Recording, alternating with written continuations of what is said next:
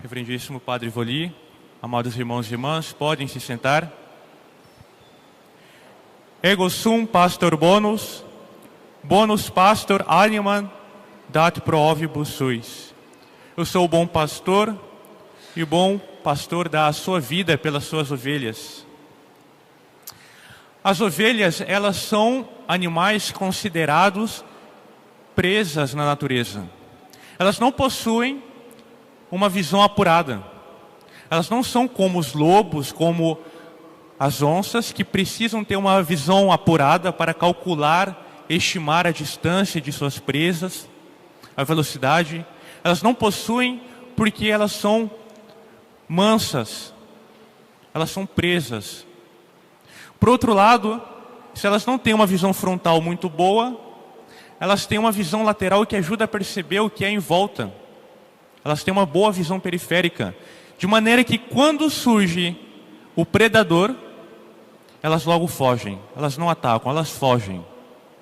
É por isso que elas sempre andam em rebanho, sempre andam em grupo. É por isso que elas precisam de um pastor para orientá-las, elas não enxergam. É sempre um pastor com os cães, sempre agregando o rebanho. Porque se uma ovelha se perde, por não ter uma boa visão, ela se embrenhará na mata e será alvo fácil para os predadores. Naquele tempo, tempo de Nosso Senhor, era um tempo pastoril. Pode parecer algo muito estranho para nós, algo muito alheio, porque nós vivemos na cidade, mas até hoje existe aqueles que lidam com os rebanhos, com as ovelhas. E naquele tempo, depois do pastor ter levado as suas ovelhas por verdes pastos, ter apacentado as suas ovelhas durante o dia, quando terminava a tarde, ele parava o seu rebanho e ia fazer o redil. Era o aprisco. O pastor, então, ele ia procurar pedras, arbustos espinhosos, para fazer uma espécie de cerca, um pequeno muro, para que as ovelhas ficassem ali guardadas durante a noite. Era formado de pedras, de arbustos espinhosos, de maneira que as ovelhas não pudessem escapar, e também para protegê-las do lobo, que atacava justamente no final da tarde, à noite, para evitar que algum ladrão entrasse facilmente e as roubasse. Então o bom pastor, ele fazia o aprisco das ovelhas, o redil. É interessante notar que esse redil, ele tinha somente uma porta, uma passagem, uma via de acesso. Era onde o pastor levava as ovelhas para dentro, contava. E o pastor era justamente a porta desse redil. O pastor, ele vigiava as ovelhas na porta, de maneira que quando nós lemos o Evangelho, alguns versículos atrás desse Evangelho, nós ouvimos dizer que Nosso Senhor se comparando à porta. Ele é, ao mesmo tempo, a porta e o pastor, porque o pastor e a porta era a mesma coisa. O pastor ficava na porta, ele dormia, descansava ali, vigiando. Que se uma ovelha quisesse fugir, ele estava ali para evitar. Se algum ladrão tentasse se aproximar, logo ele acordava. Algum lobo querendo atacar, ele logo despertava e defendia suas ovelhas. E ali as ovelhas escutam a voz do seu pastor. Eu havia dito que elas possuem uma visão muito ruim, então elas possuem uma audição muito apurada. Elas reconhecem a voz do seu dono. Elas sentem o cheiro do seu dono. Pode parecer novamente estranho para nós, que não somos um povo pastoril, mas os animais em contato com seus donos escutam a voz, distinguem muito bem quem é o seu dono. E Nosso Senhor, ele se compara justamente a esse bom pastor, porque ele é o dono das ovelhas. Ele as comprou a custo de sangue. Ele as comprou a custo de suas chagas e feridas. Ele as comprou, ele as redimiu. Redimir quer dizer justamente comprar de novo. Emere, comprar, do latim. Redimere, comprar novamente, resgatar.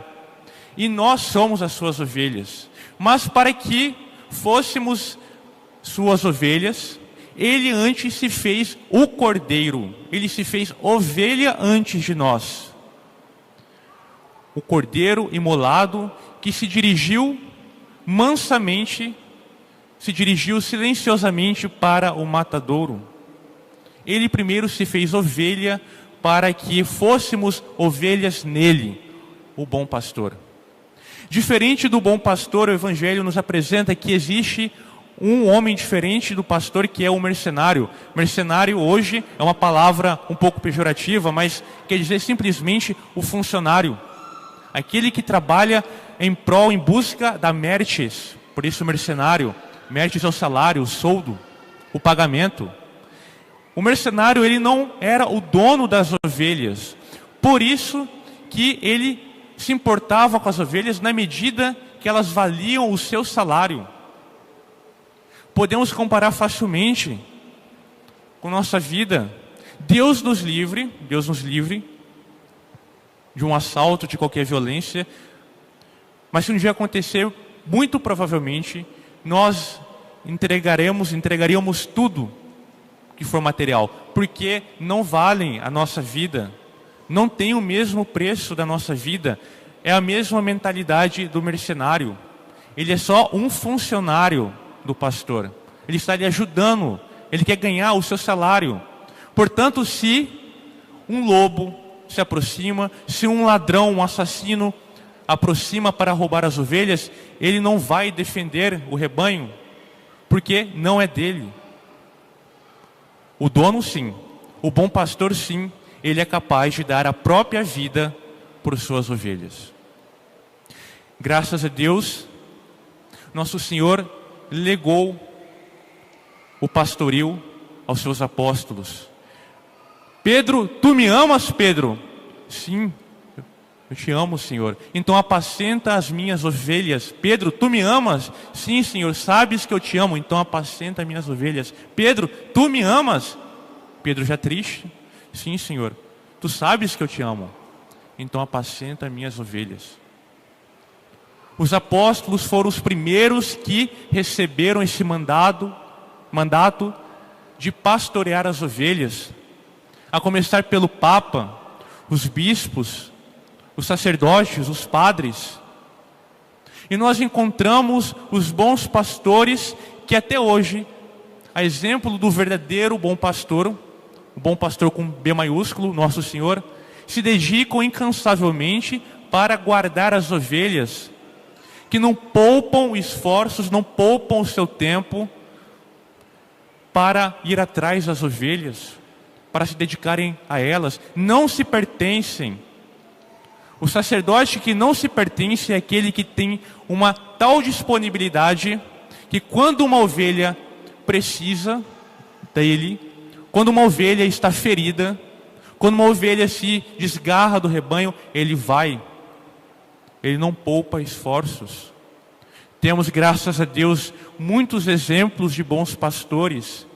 Peguemos, por exemplo, um São João Maria Vianney, horas e horas no confessionário, incansável ali, mal dormia, mal comia, mal conseguia ter uma vida pessoal, privada, porque ele era inteiramente dado às suas ovelhas.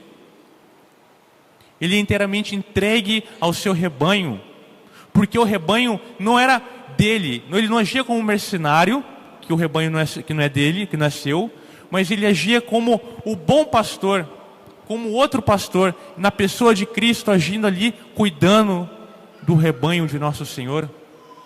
Peguemos São João Bosco, tanta dedicação para a salvação das almas. Pegue tudo, fique com o resto, mas me dê as almas. São Padre Pio. Por outro lado, nós encontramos também, infelizmente, os maus pastores, os mercenários. Infelizmente na igreja tem.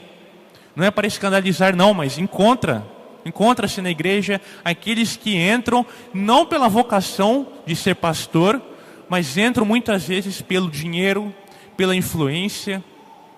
É como os fariseus querem ser saudados nas praças, querem receber o melhor, estão ali mais ou menos cuidando das ovelhas, agem como um mercenário, mas ainda assim Deus é tão bom que mesmo através dos maus pastores, a verdade chega às pessoas, porque embora seja um mercenário, aquele padre, aquele pastor, ele também diz a verdade.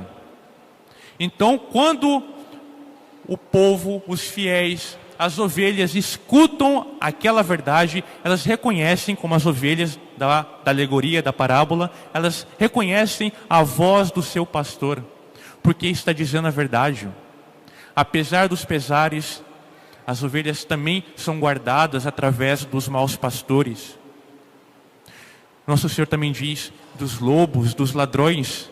Quem são? São aqueles que não entram pela única via, pela única porta que existe, que é a porta do pastor, nosso Senhor. Aqueles que tentam pular o muro do redil. Aqueles que, ou então entram disfarçados de ovelhas, os lobos disfarçados, para introduzir no rebanho de nosso Senhor a mentira, o engano, as falsas doutrinas. Esses são verdadeiramente os lobos, os ladrões. Não amam verdadeiramente nosso Senhor. Eles estão ali em causa própria, não pela causa de Cristo. E existe, entre o bom e o mau pastor, existe os padres, que não são nem os bons pastores como os santos, e nem são os maus pastores como os mercenários, mas que estão ali tentando ser um bom pastor, estão ali tentando, se esforçando com erros e acertos a serem santos, estão tentando, a imitação do verdadeiro pastor, chegar ao fim da sua vocação, que é ser inteiramente dado às suas ovelhas, ao ponto de se esvaziar e não se pertencer. Ali está a maior parte dos pastores, querem ser santos. Por isso, hoje é um dia muito conveniente, porque o domingo do bom pastor é o dia que nós pedimos: rezem pelo clero, rezem pelas vocações sacerdotais. Não adianta criticar ou falar mal se nós não rezamos, não pedimos pelos nossos pastores, pelos nossos padres. Peça as vocações. Na América Latina nós temos uma devoção muito bonita, vinda da Espanha, que é a devoção à Divina Pastora. Nossa Senhora está ali junto aos pastorinhos e às ovelhas. É a Divina Pastora. Temos o bom pastor, graças a Deus também temos a boa pastora, a Divina Pastora, que leva as ovelhas a Cristo. Peçamos a ela que nos dê bons sacerdotes, que os seminários se encham, que os conventos encham de vocações, que a Divina Pastora, dando graças, fortifique as vocações no clero, que os maus pastores sejam, enfim, convertidos e se tornem bons pastores. Amados irmãos e irmãs, peçamos ao Deus, ao Senhor da Messe, que envie bons pastores. Quanto mais pastores, quanto mais padres, melhor fica a igreja. Quanto um padre ordenado representa uma missa a mais, um padre ordenado representa mais confissões, um padre ordenado a mais representa mais um doente, mais tantas casas e hospitais sendo atendidos. Um padre a mais aqui consegue aliviar toda a igreja, de maneira que pelo menos um padre saia daqui, no Brasil que seja, e vá fazer missão em outro lugar. Se um padre a mais já faz a diferença, imaginem 5, 10. Precisamos, irmãos e irmãs, a Divina Pastora, a graça da perseverança das vocações sacerdotais e religiosas, que ela envie também sempre novas e boas vocações. Em nome do Pai, do Filho e do Espírito Santo, Nossa Senhora Divina Pastora, rogai por nós.